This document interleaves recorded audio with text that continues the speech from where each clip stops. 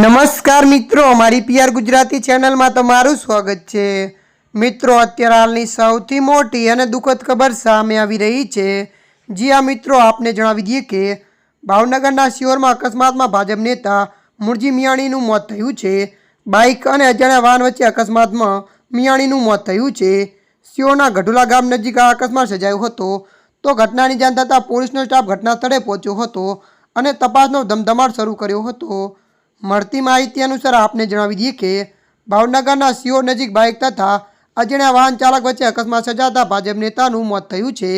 ભાવનગર જિલ્લા પંચાયતના પ્રમુખ રિયાબેનના પતિ અને ભાજપ કદાવર નેતા મુળજીભાઈ મિયાણીનું અકસ્માતમાં મોત થતાં ભાવનગર ભાજપ પક્ષમાં શોકનો માહોલ જોવા મળ્યો છે।